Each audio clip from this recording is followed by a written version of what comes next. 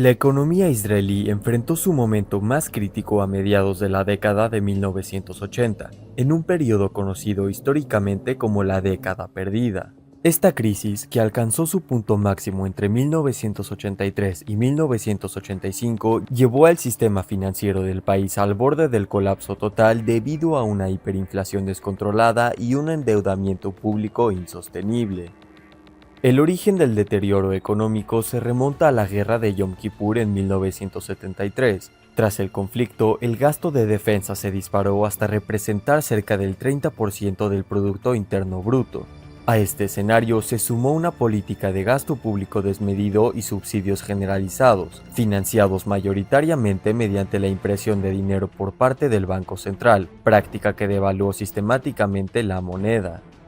La situación se agravó drásticamente en octubre de 1983 con la crisis de las acciones bancarias. Durante años, los principales bancos de Israel habían inflado artificialmente los precios de sus propias acciones. Cuando el esquema colapsó, el gobierno se vio obligado a intervenir para salvar los ahorros del público, nacionalizando de facto los bancos y asumiendo una deuda masiva que elevó el endeudamiento público a casi el 300% del Producto Interno Bruto.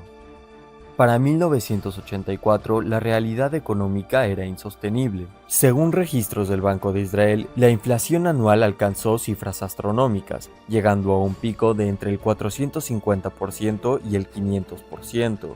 Los precios de los bienes básicos en los supermercados cambiaban varias veces al día, lo que generó una pérdida total de confianza en la moneda local. Ante la volatilidad, la población comenzó a dolarizar su economía cotidiana, utilizando dólares estadounidenses para transacciones como el pago de alquileres, electrodomésticos e incluso servicios médicos. Las reservas de divisas extranjeras del país cayeron a niveles peligrosamente bajos, amenazando la capacidad de Israel para importar combustible y alimentos. En respuesta a la emergencia, el 1 de julio de 1985, el Gobierno de Unidad Nacional liderado por el primer ministro Shimon Peres y el ministro de Finanzas Yitzhak Modai activó el Plan de Estabilización Económica.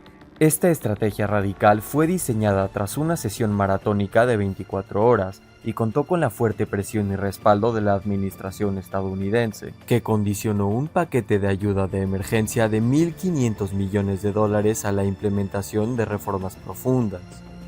El plan implementó recortes masivos en el presupuesto estatal, reduciendo drásticamente los subsidios a productos básicos como el pan, el transporte público y el combustible. Mediante decretos de emergencia, el gobierno congeló temporalmente los precios y los salarios, tras llegar a un difícil acuerdo con la Federación Nacional de Sindicatos para suspender los mecanismos de indexación salarial. Un aspecto crucial de la reforma fue la legislación que otorgó independencia al Banco de Israel, prohibiéndole terminantemente imprimir dinero para cubrir el déficit presupuestario del gobierno, cortando así la fuente principal de la inflación. Simultáneamente, el 4 de septiembre de 1985 se introdujo el nuevo shekel israelí, reemplazando al antiguo shekel a una tasa de 1 por 1000, eliminando 3 ceros de su valor nominal para facilitar las transacciones.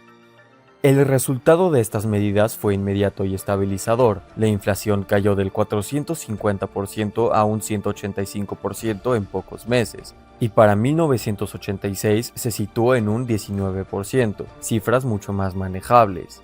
Aunque el plan provocó un aumento temporal del desempleo y protestas sociales por los recortes, se considera el punto de inflexión histórico que transformó a Israel de una economía centralizada y estancada a la economía de libre mercado que opera en la actualidad.